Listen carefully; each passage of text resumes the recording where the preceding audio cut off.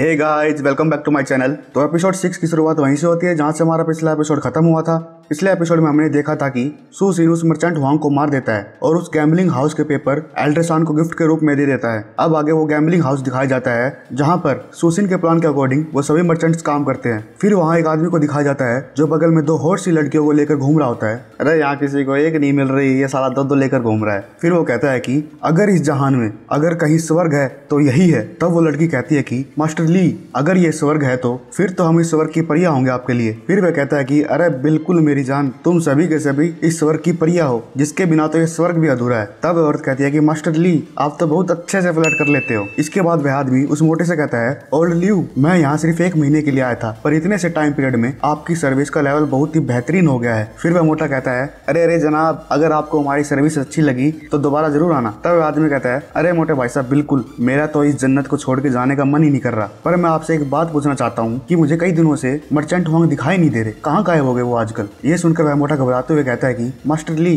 क्या आपको हमारी सर्विस पसंद नहीं आ रही जो आप मर्चेंट वांग के बारे में पूछ रहे हो? तब ली हंसते हुए कहता है, अरे अरे मोटे भाई साहब, ऐसी कोई बात नहीं, मुझे आज से पहले ऐसी सर्विस अभी तक नहीं मिली। सच बोलूं तो मेरा तो मन ही नहीं कर रहा इन सुंदर परियों को छोड़ के जाने का। इसके बाद अगले दिन सूसिन के घर को दिखाया जाता है जहाँ वो नौकर एक बड़ा सा बॉक्स लाकर कहता है, अरे बॉस, आपने जो ऑनलाइन सेल से जो बड़ी वाली स्वॉर्ड ऑर्डर की थी उसकी डिलीवरी हो गई है। तब सूसिन खुश होते हुए कहता है, अरे छोटे खड़ा क्यों है, फिर जल्दी से ले गया, चेक तो कर लूं। ऑनलाइन सेल का कोई भरोसा नहीं भाई, कदे इसमें तलवार की जगह साबुन की टिक्की आ गई हो। फिर सूसिन उस बॉक्स को खोलता है जिसमें सच में ही एक बेहतरीन तलवार थी। लगता है भाइयों अब की बार पैसे सही जगह लग गए सूसिन के। तब सूसिन उस तलवार को उठाते हुए कहता है, ये तलवार तो मेरे दद्दे की तलवार से भी बढ़िया है। फिर सूसिन की बहन अपने भाई को तलवार के साथ देखकर कहती है, भैया ये तो बहुत ही कूल है, क्या मैं भी ये तलवार चलानी सीख सकती हूँ? फिर सूसिन कहता है, अरे बिल्कुल, पर तुम तलवारबाजी सीख के करोगी क्या?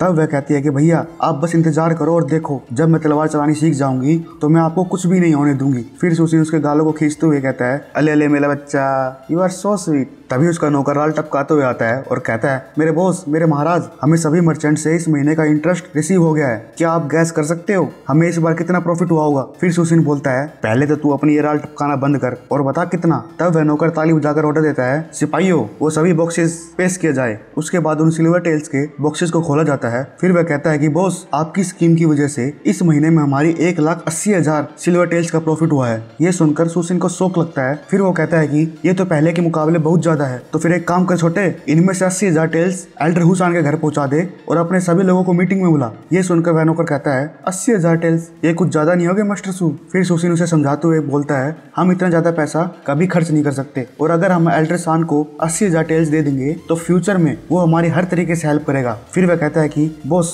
यू आर राइट, आप तो बड़ी दूर की सोचते हो। तब वह नौकर उन टेल्स को एल्डर सान के घर पहुंचा देता है। तभी फिर सूसिन के दिमाग में घंटी बजती है जिसमें उसका सिस्टम कहता है, बधाई हो चौधरी, तन्नयो मिशन भी कंप्लीट कर लिया, तो फिर ये ले रिवॉर्ड 200 विलन पॉइंट्स और एक लॉटरी इंटरमीडिएट लेवल की। फिर सूसिन सिस्टम से पूछता है, मेरे पास अभी कितनी लॉटरीज है? फिर वो सिस्टम बोलता है, तेरे पास कुल मिलाकर 34 लॉटरी है, 33 बेसिक लेवल की और एक इंटरमीडिएट लेवल की, और तुझे अभी अपना लक आजमाना है तो कृपया एक दबाइए। फिर सूसिन कहता है, अरे इब्बा नहीं, इब्बा तो बहुत काम है, बाद में ट्राई करूंगा। तभी उसका नौकर आवाज लगाता है, बॉस, हमारे सभी लोग आपका मीटिंग हॉल में इंतजार कर रहे हैं। फिर सूसिन कहता है, तू चल, मैं ही बाया। फिर आगे मीटिंग हॉल का सीन दिखाया जाता है जहाँ सूसिन कहता है, मैंने आज आप सभी लोगों को यहाँ इकट्ठा किया है, इसकी 2 वजह है। पहली ये कि आज आप सभी लोगों को मंथली सैलरी दी जाएगी और वो भी बिना टीडीएस काटे। इतना कहकर वह उस बॉक्स को लात मार के कहता है, इस मंथ की तुम्हारी सैलरी है 10 सिल्वर टेल्स ईच। तब वो मेंबर सोचते हैं, 10 टेल्स, इतना तो हमारे पूरे साल की इनकम थी लास्ट टाइम। फिर सूसिन उन लोगों से बोलता है, इस सैलरी को लेने का मतलब ये है कि आज से, बल्कि अभी से,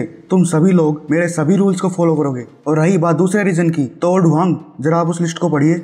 तब ओल्ड वांग उस लिस्ट में से झाओसी, ल्यूसान और भी कई लोगों के नाम लेता है। इसके बाद सूसिन बोलता है, जिस किसी का भी नाम बोला गया है वो कृपया आगे आइए और अपनी सजा के लिए तैयार हो जाए। तभी सभी के सभी आकर सूसिन के सामने झुक जाते हैं। बड़े नवाबी शौक लग रहे हैं भाइयों हमारे हीरो के। फिर सूसिन कहता है, तुम्हारी इतनी हिम्मत जो अपने लोगों से चोरी कर रहे हो, तुम्हें क्या लगा था मुझे पता नहीं चलेगा कि तुम बिना पैसे दिए हमारे रेस्टोरेंट से खाना खा लोगे और फ्री में लौंडियाबाजी भी करोगे? पर सजा से पहले तुम सभी लोगों को ये पता होना चाहिए, आज तुम्हें सैलरी के तौर पर 10 टेल्स मिल रहे हैं, कल को ये 20, 30, यहाँ तक कि 40 भी हो सकते हैं, पर मुझे धोखा देकर तुम खुद अपनी कब्र खोद रहे हो। फिर उनमें से एक आदमी बोलता है, बॉस, मैं अपनी गलती स्वीकार करता हूँ और अपनी सजा के लिए तैयार हूँ। फिर आगे उन सभी लोग मारे जाते हैं। उसके बाद सूसिन कहता है, आज की पनिशमेंट उन सभी लोगों के लिए रिमाइंडर का काम करेगा जो ये सोचता है कि वो फ्री में कुछ भी कर सकता है, और अगर इसके बाद भी कोई ऐसा करता है तो उसे इस ग्रुप से बाहर निकाल दिया जाएगा, वो अलग। इसके अलावा उसकी गांड भी बड़ी अच्छे से तोड़ी जाएगी। इसके बाद ईगल बैंड और जिंजू बैंड के बॉर्डर का सीन दिखाया जाता है, जहां पर जिंजू बैंड का मेंबर होंग अपने लोगों को कहता है, जब ईगल गैंग मेरे अंडर में थी तब उन घटिया मर्चेंट्स के पास मेरे लिए 1% भी शेयर नहीं थे, पर सालों ने नए बॉस को 10% शेयर दे दिए। तब उसका साथी कहता है कि मैंने सुना है ईगल गैंग के नए बॉस ने गैम्बलिंग हाउस के ओनर को सरेआम मरवा दिया था, जिसके डर के कारण वो सभी के सभी मर्चेंट उसकी शरण में चले गए और अब वो सभी उसके गुलामों की तरह उसे इंटरेस्ट पे कर रहे हैं। फिर वह होंग नाक से देसी दवाई बनाते हुए कहता है, जब से वह टेरिटरी ईगल गैंग के अंडर आई है वहाँ के लोग बहुत ही अच्छे से जी रहे हैं। तभी उसके एक साथी की नजर एक आदमी पर जाती है, जिसे देखकर वह कहता है, ब्रदर होंग, ये आदमी तो ईगल गैंग का मेंबर है ना। फिर सीन उस आदमी पर जाती है जो दारू का मटका और चकना लेकर मस्ती में घूम रहा होता है और चलते चलते सोचता है कि शुक्र है भगवान का जो मैं हमारे बॉस सुसिन को फॉलो कर रहा हूँ, वरना मैं इतनी अय्याशियों वाली लाइफ कभी नहीं जी पाता। तभी वह होंग उसको चिल्लाते हुए बुलाता है, अबे सुन ना घोड़े, इधर आ, नहीं तो साले को अभी पेल दूंगा। फिर वह आदमी उसकी तरफ देखकर कहता है, माफ करना, क्या मैं तुम्हें जानता हूँ? अरे हाँ, तुम तो वही जिंजू बैंड के होंग हो ना, तू तो बिल्कुल भिखारी जैसा लग रहा है। ये सुनकर होंग को गुस्सा आ जाता है और फिर कहता है, अब साले तेरे जैसे गली के कुत्ते मेरे पे हंसेंगे, पकड़ो साले को। ये देखकर वह आदमी पूरा घबरा जाता है और कहता है, ये ईगल गैंग की टेरिटरी है, अगर तुम लोगों ने इसे क्रॉस करने की कोशिश भी की तो मेरे बॉस तुम लोगों को गाजर मूली की तरह काट देंगे। फिर वह होंग कहता है, बेटा आज तो तू पिटेगा ही, हम देखते हैं तेरा बॉस हमारा क्या उखाड़ लेगा। तब वो और उसकी गैंग उसको पेलना स्टार्ट कर देते हैं। फिर उनमें से एक आकर होंग को बोलता है,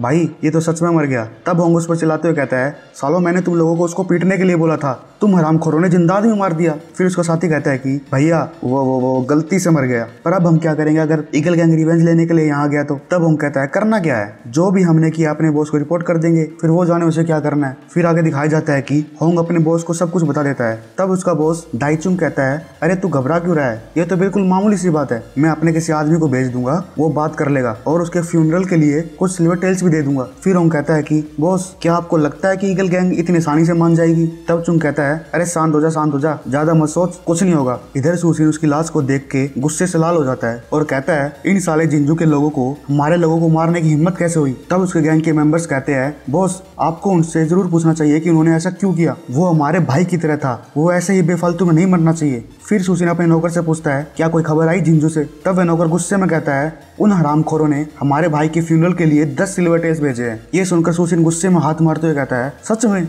शायद उन्हें नहीं लगता कि हम सब एक साथ काम कर रहे हैं। भाइयों आपको बता दूं कि जिंजू और ईगल गैंग की टेरिटरी दोनों एल्ड्रेसान के ही अंडर आती है। तभी उसका एक मेंबर बोलता है कि बॉस हम समझ सकते हैं कि आप पॉलिटिक्स के कारण एक डिफिकल्ट पोजीशन पर हो, पर उन्होंने जिसे मारा है वो मेरे भाई जैसा था, मैं जब तक उन लोगों से बदला नहीं ले लेता मैं शांति से नहीं बैठूंगा। फिर वह नौकर कहता है कि बॉस हमें अब क्या करना चाहिए, अगर हम कॉम्प्रोमाइज करने के लिए रेडी हो गए तो हमारे लोग हमसे निराश हो जाएंगे। फिर सुसिन सोचता है कि मैं सुसिन ऐसे ही अपने लोगों की जान को बर्बाद नहीं होने दूंगा, मैं अब अपने पापा से मिलूंगा और यह श्योर करूंगा कि जिंजू उसकी कीमत खून के बदले खून दे चुका है। तो भाइयों क्या एल्ड्रेसान इनका भी कॉम्प्रो करवा देगा या फिर होगा इनके बीच घमासान युद्ध? तो ये सब जानने के लिए आपको नेक्स्ट एपिसोड देखना पड़ेगा। तो मिलते हैं नेक्स्ट एपिसोड में, बाय।